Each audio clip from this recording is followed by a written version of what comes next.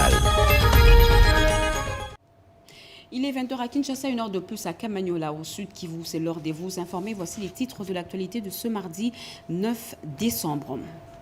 Le gouvernement lance la grande formalisation de masse, début de la campagne de préenregistrement des acteurs de l'informel pilotée par le vice-premier ministre Daniel Mukoko-Samba dans l'objectif d'intégrer des milliers d'opérateurs dans l'économie formelle. Acoprime donne le coup d'envoi de logements sociaux à Kisangani. L'ex-ONEL enclenche la première phase du programme national de logements sociaux dès le 10 décembre 2025. Donc demain, Kisangani devient la province pilote de cette vision gouvernementale. Lutte contre la corruption, la jeunesse en première ligne à l'occasion de la journée internationale du 9 décembre.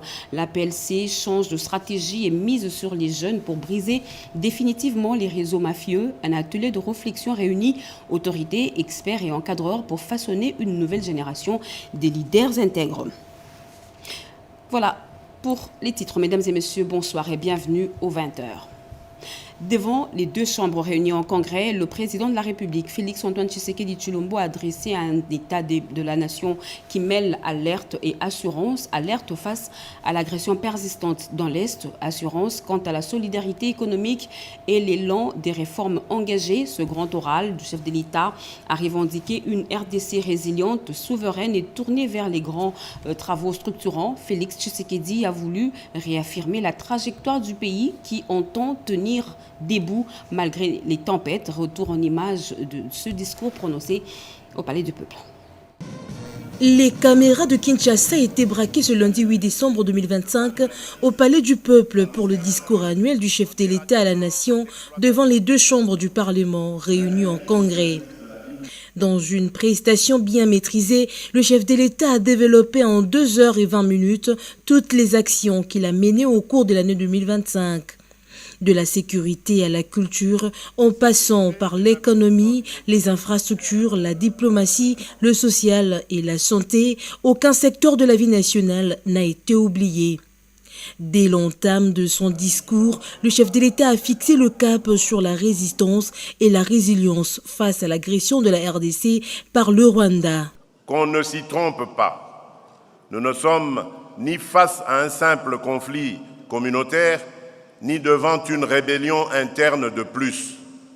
Il s'agit d'une guerre d'agression par procuration visant à contester notre souveraineté sur un espace hautement stratégique, riche en minerais critiques et en potentialités économiques déterminantes pour l'avenir de notre nation. Attardé sur les actions diplomatiques qui ont permis le retour de la RDC dans le concert des nations. Au sujet des accords de paix de Washington, le président Félix Tshisekedi a été très clair et a défini les priorités. Face à cette agression, permettez-moi d'être parfaitement clair, ces accords ne consacrent aucune forme de partage de notre souveraineté. Ils ne valident ni les prétentions territoriales de qui que ce soit, ni la mise sous tutelle de nos ressources. Il ne saurait non plus être interprété comme une amnistie déguisée des crimes perpétrés contre notre peuple. La justice suivra son cours avec rigueur, jusqu'au bout et sans complaisance, afin d'honorer la mémoire de celles et ceux injustement tombés du fait de cette agression. Nous assumons ces accords comme des leviers stratégiques au service d'une paix juste et vérifiable. Non comme une concession, mais comme l'expression d'une volonté ferme de conjuguer l'efficacité de notre défense à la puissance de notre action diplomatique. Chiffre à l'appui, le chef de l'État a relevé les efforts entrepris dans les différents secteurs. Malgré la guerre d'agression, beaucoup de choses ont été faites dans le domaine des infrastructures, de la santé et de la lutte contre la vie chère. Le président de la République a fustigé les embouteillages et l'assainissement de la ville de Kinshasa. Malgré les nombreux défis, le chef de l'État a terminé par une note d'espoir. Je voudrais, pour conclure, adresser cette prière à toute la nation congolaise. Les ténèbres ne régneront pas toujours. République République démocratique du Congo, lève-toi et sois éclairé, car la lumière arrive. Que vive la République démocratique du Congo. Que Dieu bénisse la République démocratique du Congo et son peuple. Je vous remercie.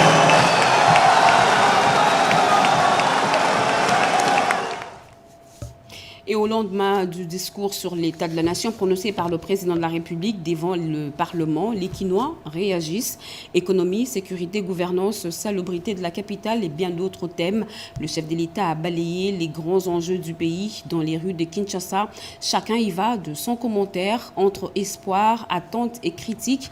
Le regard de la population dans son reportage de Diane Balaka, Rigen Shindano et Emmanuel Kachantale. Au lendemain du discours du chef de l'État sur la situation nationale du pays, entre lassitude, espoir et résilience, la population réagit sans filtre. Chacun y va de son analyse. Nous saluons les travaux qui se font un peu partout. Au départ, nous étions un peu pessimistes, mais il nous a surpris positivement. Il réussit peu à peu à relever les défis. Nous avons suivi les chefs de l'État. J'ai aimé son appel à la responsabilité collective de tous les Congolais face aux défis qui nous guettent. Nous voulons de tous nos vœux que toutes ces paroles soient traduites à des actions concrètes. Et donc, nous sommes derrière lui, surtout pour des questions qui touchent la guerre de l'agression rwandaise. C'est un patriote, il est déterminé à en finir avec les ennemis et tous les Congolais devraient faire le cas. Et donc, la jeunesse congolaise est engagé, déterminé à collaborer, à soutenir les chefs de l'État, à collaborer avec les services de sécurité, les services de défense, afin de résister à l'agression rwandaise, mais aussi à ses supplétifs. J'avais aimé les discours, c'était vraiment un discours plein d'espoir, surtout lorsqu'il avait conclu que les ténèbres ne régneront pas toujours. Et c'était vraiment parfait, C'est quelqu'un avec qui on peut faire confiance, peut nous amener encore loin. Le chef de l'État, il est vrai, il a peint la situation de manière générale du pays. Mais à ce qui concerne la ville de Kinshasa, moi je pense que bon, là j'entends les gens dire que non, c'est le gouverneur Bumba et consort. Mais à mon avis, je pense que la responsabilité, elle est partagée. Nous avons vu encore le président a parlé de l'insécurité. Mais je pense qu'il y a le ministre de l'Intérieur, d'ailleurs, qui avait lancé une opération, l'opération Ndobo. Aujourd'hui, je ne sais pas c'est quoi le résultat réellement de cette opération sur le terrain. Les avis partagés des Quinoises et Quinois témoignent d'une volonté d'un peuple qui aspire à un avenir meilleur. La classe politique, toute tendance confondue, n'est pas restée de marbre face au discours du chef de l'État sur l'état de la nation. Députés nationaux, sénateurs, membres du gouvernement, animateurs des institutions et autres se sont exprimés. Discours qui a rencontré les attentes de la population.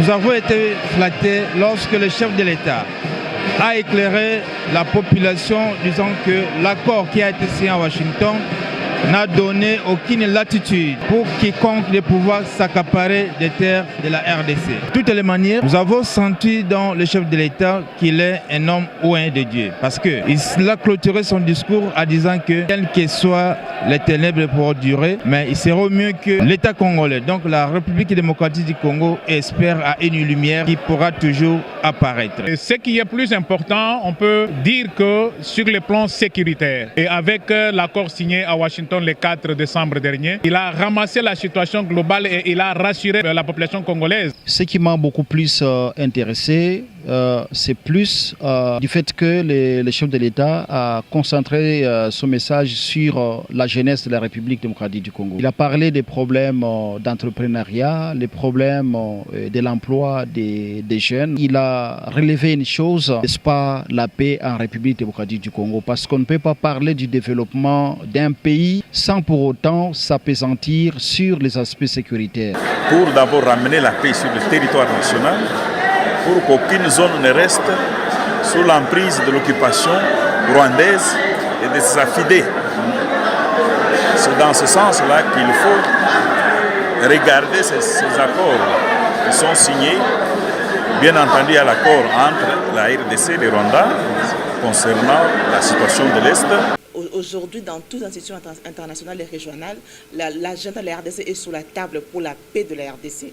Et ça, c'est un travail d'une diplomatie vraiment agissante, une diplomatie de leadership de notre président qui a fait qu'aujourd'hui, la RDC est sur toutes les tables, les grandes tables du monde. La population de Kinshasa est comparée plus ou moins à 13 à 14 millions d'habitants. Alors que c'était une ville qui était construite à l'époque pour 3, 4, 5 millions d'habitants. Donc il y a vraiment une expansion démographique qui est aussi un challenge au niveau des embouteillages, au niveau des trafics, qu'on doit réfléchir comment étendre la ville. Moi je crois que c'est une très bonne solution. Et aussi les problèmes de la salubrité de la ville, moi je trouve que c'est une occasion pour la nouvelle économie du climat de pouvoir captiver ces déchets, de recycler ces déchets pour que nous puissions en faire de l'électricité, de l'énergie, des engrais biologiques et que nous puissions finalement régénérer les crédits carbone pour développer ces pays. Le chef de l'État vient de prononcer un discours très profond et très clair.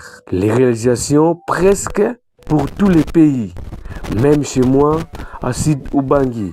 Plusieurs réalisations et réhabilitations. Nous sommes très fiers de lui et qu'il continue comme ça, que Dieu lui bénisse. Un discours d'espérance. J'ai aimé ce chapitre-là parce que le chef de l'État a dit que le Congo restera indivisible. Malgré les accords qui sont en train d'être signés, la souveraineté de la RDC sera toujours respectée. Le chef de l'État n'oubliera jamais la Tchouapa. Il est et restera l'élu de la Tchouapa. C'est lui qui nous montre la voie à suivre pour redorer l'image de notre province. Ainsi, j'invite tous les ressortissants et résidents de la Tchouapa à s'allier comme un seul homme derrière la cause du président de la République qui a fait de la réhabilitation de nos infrastructures routières et autres sa priorité. Mon attention, c'est bien entendu cette victoire diplomatique, même historique, sur laquelle il est revenu parce que désormais la voix du Congo est plus qu'entendue. Parce que disons que le chef a accompli une mission herculienne. Ce n'était pas une tâche facile de mettre Congo au centre des enjeux politiques internationaux. Et pour nous, aujourd'hui, nous sommes fiers de la signature de l'accord que nous saluons tant parce que c'est dans la démarche de la paix, la façon de faire du chef de l'État, de pouvoir avoir un pays là où la paix règne et le développement est en train d'évoluer. Le chef de l'État a peint un tableau clair de la situation générale du pays, prouvant ainsi la maîtrise parfaite de la situation du pays. Il a montré à suffisance que c'est vraiment un leader, un dirigeant digne pour cette nation. L'Alliance pour les actions de développement du Congo apporte son soutien à nos forces armées et sa compassion à nos populations de l'Est de la République démocratique du Congo, tout en espérant une paix imminente selon la détermination du chef de l'État. Félicite le président de la République, Félix-Antoine Tshisekedi Tshilombo, pour sa diplomatie très agissante qui vient de produire aujourd'hui ces résultats en léguant à notre pays un accord historique de paix. Autre chose à présent, Kinshasa a vibré du 4 au 7 décembre dernier au rythme de la coopération RDC-Pologne. La semaine polonaise de Kinshasa s'est tenue au chapiteau de Pullman Hotel. Des échanges, les partenariats économiques, culturels et diplomatiques entre les deux pays étaient au menu de cette semaine placée sous le sceau du renforcement des liens bilatéraux. Nadine Yango. La semaine polonaise de Kinshasa s'est clôturée ce dimanche 7 décembre 2025 au chapiteau de l'hôtel Pullman dans la commune de la Gombe. Un rendez-vous d'envergure qui intervient à un moment charnière dans les partenariats renforcés entre la République démocratique du Congo et la Pologne. Pendant 4 jours, les décideurs politiques et acteurs économiques des deux pays ont échangé autour de nouvelles perspectives de coopération. Pour cette journée de clôture, 3 temps forts étaient au programme. D'abord, un panel consacré aux mécanismes visant à promouvoir l'agriculture en République démocratique du Congo, notamment à travers la formation et la mécanisation. La Pologne compte parmi les géants européens disposant des technologies adaptées. Dans son intervention, l'honorable Marie-Claire Kengoadondo, députée nationale et président du groupe d'amitié parlementaire RDC-Pologne, a souligné que cet événement marque un tournant décisif dans l'amélioration du climat des affaires en République démocratique du Congo. Cette semaine polonaise à Kinshasa n'est pas une fin, mais un point de départ pour des projets plus ambitieux, pour des investissements plus structurants et pour un partenariat plus fort entre nos deux nations. Nous avons démontré que lorsque les volontés se rencontrent, les horizons s'élargissent et le peuple se rapproche. Enfin, la journée s'est poursuivie par la visite des stands d'exposition dédiés à la transformation agricole conduite par l'honorable Marie-Claire Kengoadondo. Autour d'un forum dédié au progrès de la gouvernance sécuritaire et à leur impact sur l'économie, le vice-premier ministre, ministre en charge de l'Intérieur, Jacquemain Chabani, a présenté le nouveau schéma participatif et inclusif dans les territoires de la République démocratique du Congo face aux partenaires internationaux. L'ambassadrice des Pays-Bas a annoncé l'appui de son pays à ce programme stratégique. Une journée ponctuée de panels qui ont permis d'explorer les solutions concrètes pour relever les défis sécuritaires nationaux. Devant le partenaire et bailleur de fonds, le vice-premier ministre, ministre de l'Intérieur et Sécurité, Jacquemain Chabani, vante les opportunités et les innovations dans le processus de gestion des territoires en République démocratique du Congo. Des alternatives pour mieux répondre aux différents problèmes de la société liés à l'insécurité, les embouteillages, l'insalubrité et autres. En gouvernance sécuritaire et l'établissement des mécanismes variés de renforcement des capacités des acteurs étatiques et non étatiques. Ceci a permis ainsi de former à ce jour 4501 acteurs étatiques et non étatiques dans 10 provinces. Un programme du gouvernement central à travers la vice-primature de l'Intérieur et Sécurité doté d'un système de gouvernance sécuritaire, participative et inclusive de tous les acteurs et à tous les niveaux pour la protection de personnes et de leurs biens. Sur le projecteur, le Pays-Bas s'engage dans la pérennisation de ces programmes, pilier majeur qui met en avant-plan de mesures drastiques dans la lutte contre la corruption, les conflits d'intérêts, des cas parmi tant d'autres. Que l'ambassade des Pays-Bas a, à travers une dizaine d'années d'investissement, suivi et soutenu un programme de renforcement de la gouvernance sécuritaire en RDC. L'apport de ces programmes dans différents services de sécurité pour des réponses concrètes et adaptées aux problèmes sécuritaires, discutés en panel suivant différentes thématiques, était l'un des temps forts. Résolu d'en découdre, Jacquemain Chabani s'accroche à la proactivité pour limiter les menaces liées à la sécurité. Lancé pour soutenir l'autonomisation des femmes et le développement des PME en République démocratique du Congo, le projet Transform arrive à son terme. Ce mardi, une réunion du comité de pilotage s'est tenue à l'hôtel du Fleuve pour évaluer les réalisations de 2022 à 2025 en présence des membres du gouvernement et des partenaires techniques et financiers. Mireille Ndeki. Projet Transform, projet d'autonomisation de femmes entrepreneurs et mise à niveau de PME pour la transformation économique et l'emploi, arrive à son terme, d'où la tenue de cette réunion du comité de pilotage en présence de membres du gouvernement, membres du comité, notamment les ministres du commerce extérieur, Julien Paluku, les ministres de la formation professionnelle, Martin Ekila, ainsi que le bailleur de fonds. Cette réunion a centré ses discussions sur la présentation et l'adoption du rapport à mi-parcours dès 2022 à 2025 afin d'examiner l'état d'avancement du dit projet. Et la réunion d'aujourd'hui a porté essentiellement sur 2 points.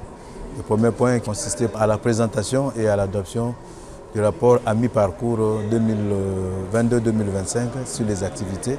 Mais aussi nous avons adopté dans un second point le PTBA de travail qui a constitué un budget général de 111 millions de dollars pour les 5 ans qui viennent. Pour les coordonnateurs Alexis Mangala, le projet Transform dans son ensemble a un bilan positif évalué à près de 70%. Malheur est de constater que le projet Transforme, qui s'étend également dans les villes de Goma et de Bukavu, n'a pas pu atteindre les objectifs voulus suite à la guerre. Les membres du comité de pilotage ont plaidé auprès de partenaires pour reconduire les 10 projets dans cette partie du pays. Les villes de Goma et de Bukavu, très importantes dans ce vaste projet pour atteindre la création d'une classe moyenne en RDC. Et nous vous l'avions dit à l'entame de ce journal, le gouvernement congolais passe à l'action pour structurer l'économie nationale. Lundi dernier, le vice-premier ministre de l'économie nationale a lancé la campagne de préenregistrement des acteurs de l'économie informelle dans le cadre du programme national de formalisation de masse initiative. Sur son initiative pour identifier, accompagner et intégrer progressivement les opérateurs informels dans le circuit économique formel. Rodi Banda.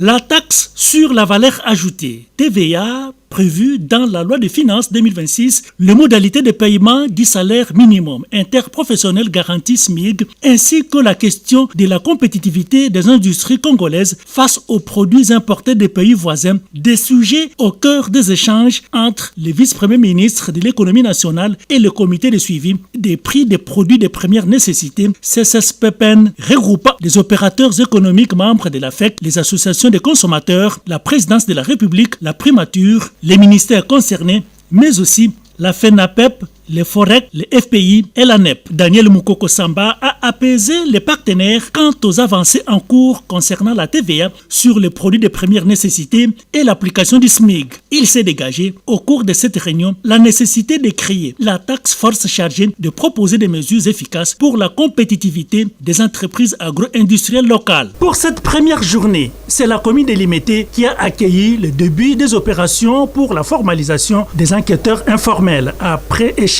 les enquêteurs sont passés sur le terrain. Le chargé de service de l'économie à Limete a encouragé la population de les recevoir. Recevez ces enquêteurs du ministère. N'ayez pas peur, c'est très important pour vous. Un dispositif important constitué de 6 groupes de formalisateurs, chacun avec 13 agents enquêteurs mobilisés, formés spécialement pour cette opération et identifiables à travers le badge officiel et gilet de travail. Ces derniers vont travailler avec l'application numérique développée pour collecter les informations nécessaires à l'enregistrement. Les données recueillies permettront aux acteurs concernés d'accéder aux multiples avantages tels que la couverture santé universelle, mais aussi l'accompagnement du gouvernement pour l'obtention des crédits auprès des banques commerciales. Les acteurs informels ayant accepté volontiers de se formaliser confirment la nécessité de cette initiative.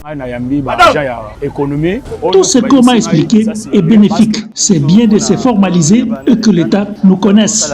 Ce processus s'effectuera dans toutes les communes de Kinshasa avant de s'étendre sur l'ensemble du territoire national. Kinshasa fait peau neuve à l'appel du gouverneur de la ville. L'opération d'assainissement s'intensifie dans plusieurs quartiers de la capitale. Sur l'avenue Kasavubu, les engins sont à l'œuvre pour évacuer les immondices et déchets. Christine Lenzo. C'est sous la vision du chef de l'État, Félix-Antoine Tshisekedi Tshilombo, que le gouverneur de la ville de Kinshasa, Daniel Bumba, matérialise l'assainissement total de la ville de Kinshasa dans le cadre de son programme Kinshasa Ezobonga. C'est ainsi que Solidarité Congo, représentée par Nancy Lito, Bijou Banyakou et Dada Bimoza, ces 3 dames dynamiques se sont mobilisées pour assurer l'assainissement de l'avenue Chopo et celle de Maringa, en passant par la direction Éthiopie pour rendre ces artères propres et assainies. Geste qui a interpellé les exploitants de ces coins de la capitale et la population environnante. Merci, président Félix-Antoine Tshisekedi. En évacuant ces immondices, nous sommes épargnés des maladies.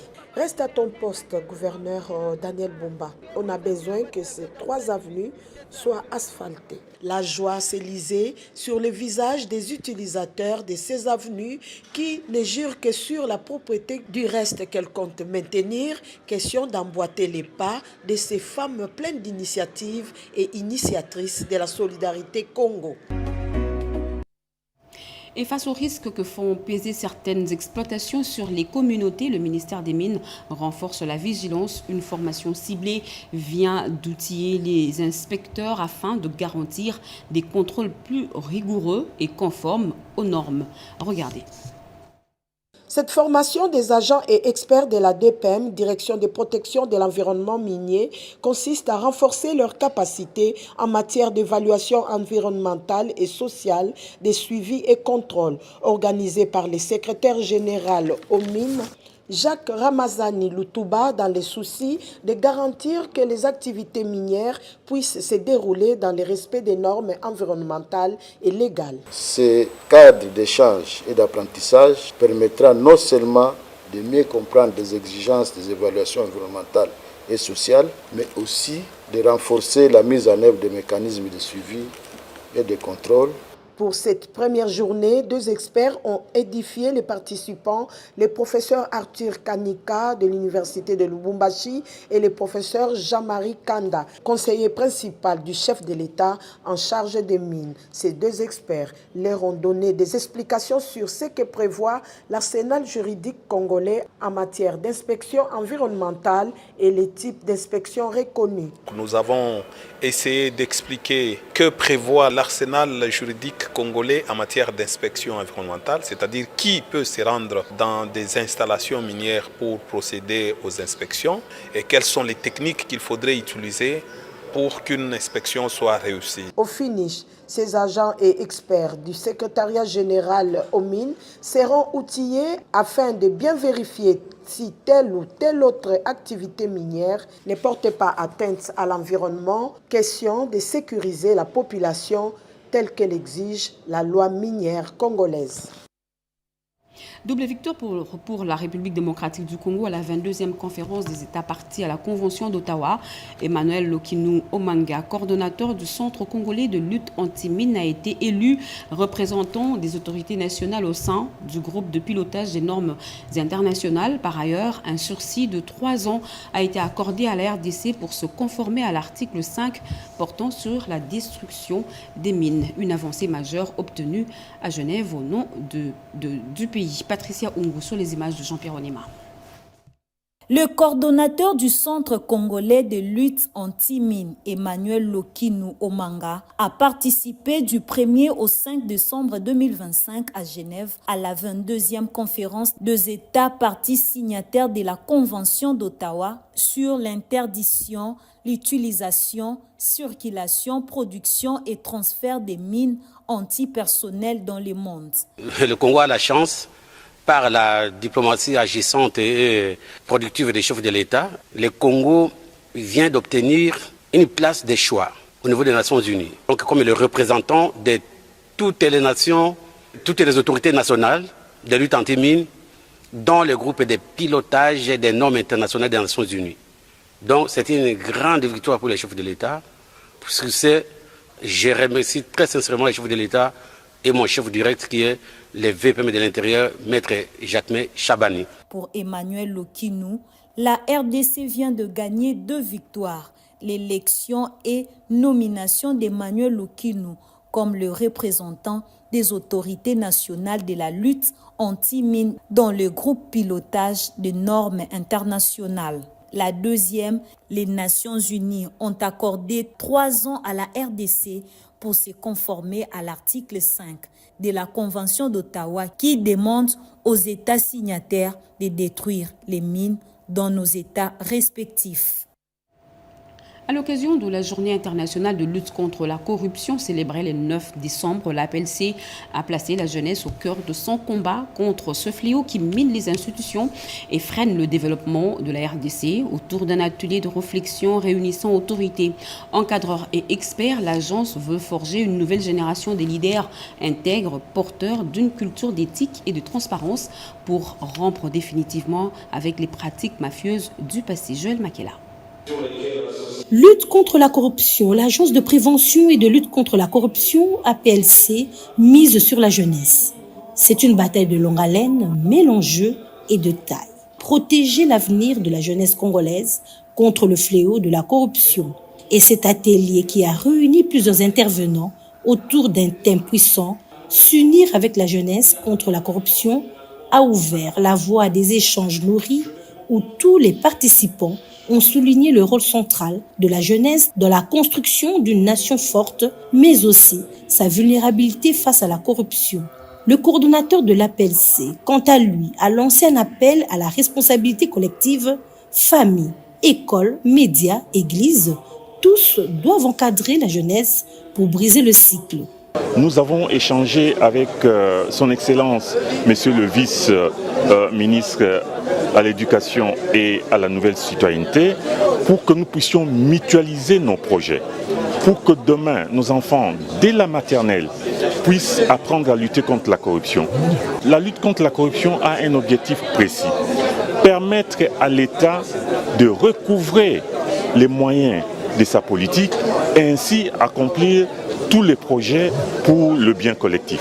Le vice-ministre de l'Éducation a rappelé l'urgence de former une jeunesse moralement armée, capable de résister à la tentation et d'incarner les valeurs d'intégrité. Un message fort, porté avec conviction. La lutte contre la corruption commence là où l'on forme les consciences. Sur la dégradation de Kinshasa dans son discours sur l'état de la nation, le président de la République a dévoilé un plan d'extension historique de la capitale vers Maluku avec plus de 430 km destinés à accueillir une centaine d'usines et des nouveaux quartiers modernes. Le chef de l'État, Félix Tshisekedi, projette une transformation profonde de la capitale. Chimendondo. La situation dans laquelle se trouve la ville de Kinshasa n'a pas échappé à l'attention du chef de l'État lors de son message à la nation. Félix-Antoine Tshisekedi Tshilombo a évoqué les défis de l'assainissement auxquels est confrontée la capitale congolaise. Pour résoudre cet épineux problème de la mobilité dans la ville, le chef de l'État a conçu le projet d'extension de Kinshasa vers la partie est, dans la commune de Maluku et ses environs, où il est prévu la construction d'une centaine d'usines et de logements décents pour assurer la sécurité, la fluidité de l'actuelle ville avec ses 15 millions d'âmes. C'est dans cet esprit que s'inscrivent les décisions structurantes engagées pour désengorger, réorganiser et mieux planifier Kinshasa tout en préparant la modernisation de nos grandes villes. Le projet d'extension de la ville vers la cité industrielle de Maluku sur 430 km², dont une première phase de 75 km² entrera en exécution dès le premier trimestre 2026. Sur 5 ans, il prévoit la construction de 1200 usines afin de décongestionner la capitale, créer des emplois, améliorer la desserte en eau et en électricité et organiser plus efficacement la gestion urbaine. Ce projet répond à une exigence de bon sens. Repenser l'espace de croissance de Kinshasa pour restaurer la fluidité, la sécurité et la dignité de la vie urbaine. Un projet qui s'étend sur une surface de 430 km² et dont l'exécution de la première phase est annoncée pour le premier trimestre de 2026. La Coprime ex-ONEL s'apprête à franchir une étape décisive dans la mise en œuvre du programme national de logements sociaux. Dès demain, les travaux démarrent à Kisangani, province pilote choisie pour matérialiser cette vision du gouvernement, en prélude au lancement officiel par le ministre d'État en charge de l'urbanisme. Et le directeur général de l'agence a conduit une série d'activités techniques, dont la visite du site et des réunions préparatoires. On fait le point avec Jacques Méji, Patrick Kachala, nos envoyés spéciaux. Une mission d'intérêt hautement social à Kisangani, chef-lieu de la province de la Tchopo.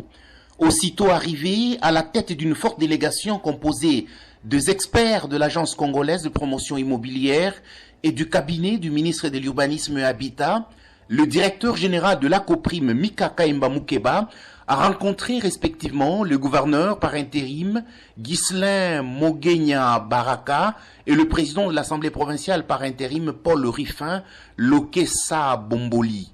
Au menu, l'organisation du lancement officiel des constructions de logements sociaux, projet du gouvernement central que les autorités locales soutiennent à 100%.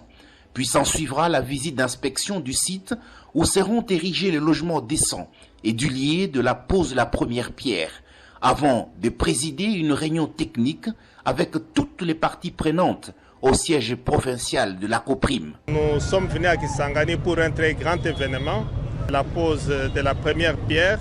Au fait, il s'agit là d'un tout premier projet de construction de logements financé par le gouvernement de la République. Nous le vivons déjà, la population en effervescence, c'est la résurrection. Parce que depuis la disparition de l'ONEL, le pays n'avait aucune politique de logement. La population commence à croire parce qu'ils demandent qu'est-ce qu'il faut pour souscrire. Est-ce qu'on va construire aussi pour les gagnes petits? Nous disons à la population de garder patience parce que le chef de l'État veut que chaque Congolaise et Congolais, quel que soit son niveau de vie, puisse avoir un logement décent qui sera abordable, c'est-à-dire à portée de leur bourse. Le programme prévoit le lancement officiel de construction de logements sociaux par le ministre de l'Urbanisme et Habitat, Alexis Guissaro. L'université de Lubumbashi s'ouvre à l'ère du numérique. Lors d'une journée pédagogique, enseignants et chercheurs ont réfléchi autour de l'intégration de l'intelligence artificielle dans l'enseignement supérieur, dans l'objectif d'adapter la recherche et l'encadrement académique aux standards technologiques modernes pour une université plus performante et compétitive. Patricia Ungu. Les 2 premières journées du séminaire organisé à l'université de Lubumbashi étaient dédiées au corps académique sur l'usage de l'intelligence artificielle dans la recherche et l'encadrement des travaux scientifiques. 8 communications ont fait l'objet d'échanges intenses sur ces thèmes. Ils ont conduit à l'adoption des résolutions majeures pour institutionnaliser l'intelligence artificielle au sein de l'université de Lubumbashi. Aussi, la création d'une charte d'usage de l'IA, l'intégration de ces technologies dans l'ensemble de la vie universitaire, le renforcement de l'éthique et de la transparence, la numérisation à travers la création d'une banque de données numérisées regroupant tous les travaux scientifiques de l'université de Lubumbashi pour une meilleure visibilité et captation par les algorithmes. Le professeur Gilbert Kashiba Fitoula, recteur de l'université de Lubumbashi, a salué ces résolutions et l'efficacité entendue dans les pratiques académiques. Nous avons appris énormément de choses. Si vous pouvez apprendre à d'autres ce que vous venez d'apprendre en termes qualitatifs, cela est suffisant pour que nous puissions être satisfaits de votre participation. Des préoccupations importantes ont tout de même été soulevées sur l'utilisation reçue de l'IA et qui nécessite d'identifier et adresser des résistances chez certains enseignants. Après des années d'attente, les habitants de la chefferie de Bayeke dans le Haut-Katanga accèdent enfin à l'eau potable grâce à une gestion responsable de fonds issus de la redevance minière. 90 puits ont été inaugurés, offrant une amélioration majeure des conditions de vie et de santé des populations rurales. Regardez.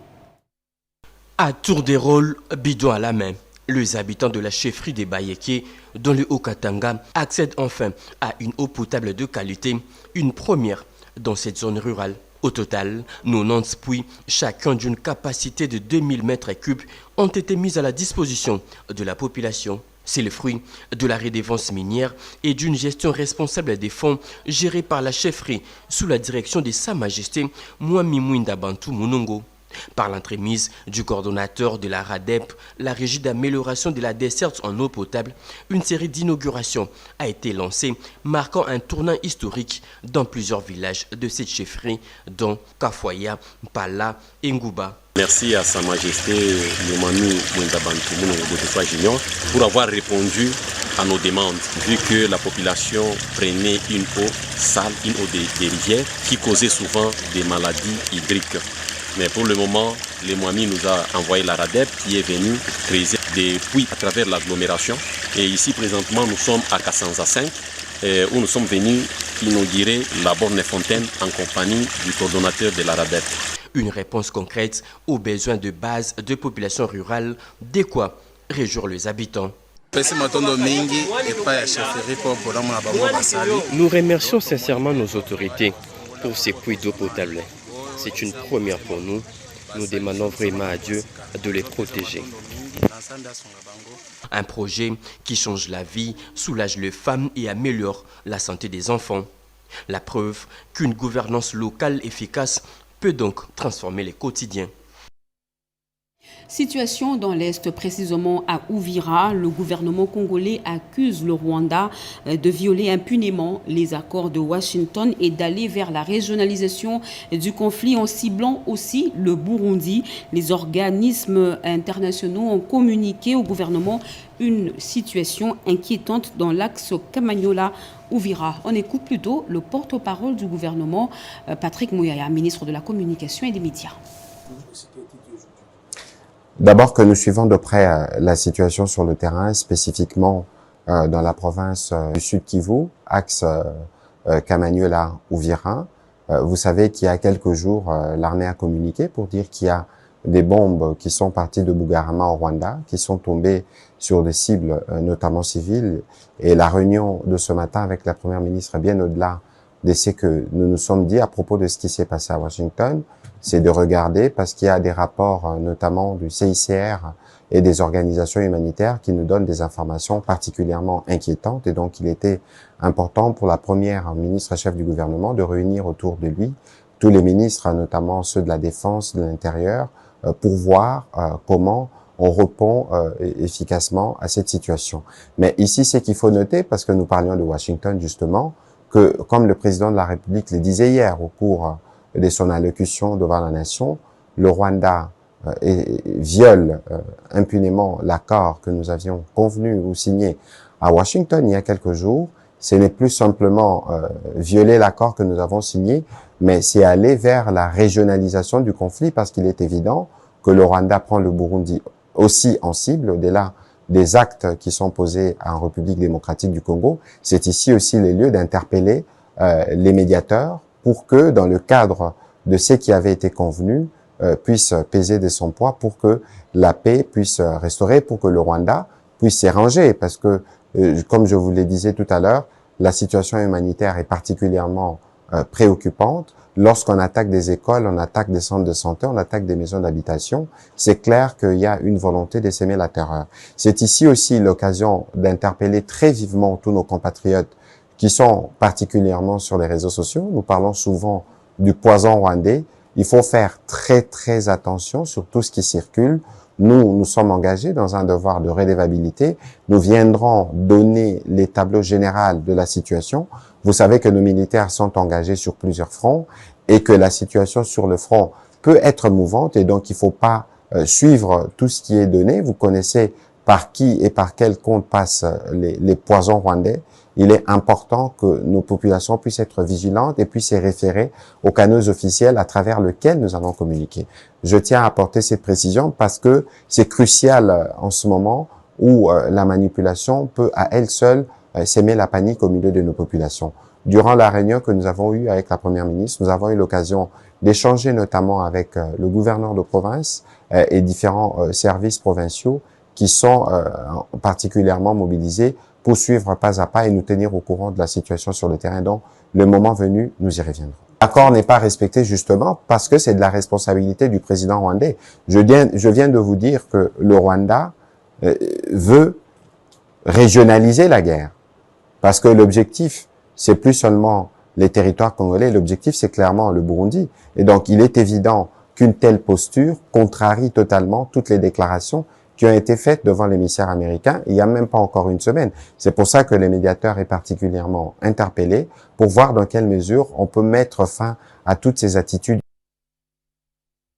De presse, journée internationale de commémoration des victimes du crime de génocide, déclaration officielle du FONAREV. Aujourd'hui, alors que la communauté internationale se réunit pour rendre hommage aux victimes du génocide, le FONAREV se joint au monde entier pour affirmer que la mémoire n'est pas seulement un acte de compassion, elle constitue un préalable à la justice. En République démocratique du Congo, cette journée revêt une importance, une portée particulièrement fondée. Les souffrances endurées par notre peuple pendant plus d'un siècle ont trop souvent été accueillies par le silence, le déni et l'indifférence. Le Congo a traversé deux grandes périodes d'extermination de masse toutes deux liées à l'exploitation brutale de nos richesses naturelles, de l'Holocauste oublié du régime léopoldien du caoutchouc, marqué par le travail forcé, les mutilations et les incendies du village, aux atrocités de 30 dernières années dans l'est du pays. Notre terre porte les cicatrices de la violence déployée pour déposséder, déplacer et détruire les communautés entières au nom du profit et de l'ambition territoriale. Ces crimes ne sont pas apparus spontanément. Comme l'affirme la Convention des Nations Unies sur le génocide, il s'agit d'un processus, d'une succession d'actes planifiés visant les groupes protégés dans l'intention de les détruire physiquement, psychologiquement et socialement. Les enquêtes menées par le FONAREV aux côtés des spécialistes nationaux et internationaux ont établi les actes matériels de l'intention génocidaire qui caractérisent les massacres de Kasika, Mituga, Katogota, Makobola, Mwenga, Kalima, Tingi et de nombreuses autres localités. Ce meurtre n'était pas des excès aléatoires de la guerre. Ils étaient systématiquement coordonnés et dirigés contre les groupes ethniques spécifiques, souvent accompagnés d'une cruauté extrême de violences sexuelles et de déplacements forcés. L'annuaire des massacres compilés par le FONAREV documente plus de 1500 violations avérées, comprenant des crimes, des génocides, des crimes contre l'humanité, des crimes de guerre et des violences généralisées à l'encontre des femmes et des filles. Les survivants portent encore des blessures invisibles et visibles, tandis que des millions de personnes demeurent déplacées, dépossédées et traumatisées. Leur dignité a trop souvent été bafouée, mais elle ne sera pas oubliée. En ce jour de commémoration, nous rendons hommage à la mémoire de toutes les victimes partout dans le monde, celles qui ont perdu la vie, celles qui ont survécu et celles dont les histoires demeurent enfouies sous les tombes anonymes. Nous réaffirmons notre engagement envers la vérité, la justice et la réconciliation. Le FONAREV reste fidèle à sa mission, restaurer la dignité, accompagner les victimes par un soutien juridique, psychosocial et garantir des réparations à la hauteur de leur souffrance et de leur résilience. Cette journée renforce notre détermination à transformer le deuil en mobilisation, que les victimes de tous les génocides passés, présents, reposent en paix dans la dignité éternelle et que le monde ne détourne plus jamais le regard des crimes qui avalisent son humanité commune. Une mission de département du Trésor américain séjourne depuis ce week-end à Kinshasa. Cette délégation a entamé une série d'échanges avec les autorités congolaises, notamment le secrétaire exécutif de la cellule nationale de renseignement financier, M. Adler Kisula, au cœur des discussions, les retombées de l'accord récemment signé à Washington. Guy Matoudou. Après la signature des accords de paix entre la République démocratique du Congo et le Rwanda à Washington, cette mission du Trésor américain est venue évaluer les progrès et réformes réalisés par la RDC dans la lutte contre le blanchiment des capitaux et le financement du terrorisme. Dès l'entame, le secrétaire exécutif de la CNRF, Adler Kisula, a rassuré ses hôtes de l'implication et de l'engagement du président de la République dans la croisade contre le blanchiment des capitaux, le financement du terrorisme et la lutte contre la corruption, gage d'un environnement financier fiable, transparent et sécurisé pour tous les investisseurs. Il était nécessaire de voir comment nous sommes en train d'évoluer au niveau de la lutte contre le blanchiment des capitaux et le financement du terrorisme et voir quels sont les créneaux qui peuvent être mis à notre disposition pour renforcer cette collaboration bilatérale. Donc on a fait le point sur le processus de l'ICRG et on a vu dans quelle mesure la CNRF pouvait coopérer ou collaborer avec FinCEN, qui est une autre cellule de renseignement financier au niveau des États-Unis, et comment le CONASAFIC pouvait collaborer avec l'OFAC, qui serait son homologue au niveau des USA. Cette réunion est déterminante pour la suite du processus du GAFI, avec la visite sur place de l'équipe du groupe d'action financière internationale. La prochaine rencontre est prévue en début janvier à Lisbonne. La délégation américaine est repartie satisfaite. Avec cette détente, la voie vers la sortie de la RDC de la liste grise est balisée. Et le groupe de contact international pour les Grands Lacs, ICG, composé de plusieurs pays occidentaux, exprime sa vive inquiétude face à l'escalade de la violence dans l'est de la République démocratique du Congo, notamment à Uvira, au sud Kivu, où une offensive du M23, soutenue par le Rwanda, menace la stabilité régionale. L'ICG dénonce l'usage croissant des drones d'attaque dangereux pour les civils et appelle le M23 et les forces rwandaises à cesser immédiatement les hostilités et à se retirer de la région et à respecter les engagements pris dans les accords de Doha. Fin de ce journal, mesdames et messieurs. Merci de l'avoir suivi. Merci à vous qui nous suivez à Kamanyola, dans le sud Kivu et partout ailleurs sur satellite. Vous êtes sur la RTNC. Ce journal a été rédigé par Gauthier Kiasidienne Balaka sous la direction et supervision de Jacques Kaboba. Gudul Boilia a été à la coordination, Chimène Dondo et André Ndjeka l'ont réalisé pour vous. L'actualité continue sur nos antennes. Retrouvez à 23h Robert Ndaye, demain 7h Serge Merlin Mata, 20h Anita Luambo. Moi, je vous reviens très prochainement.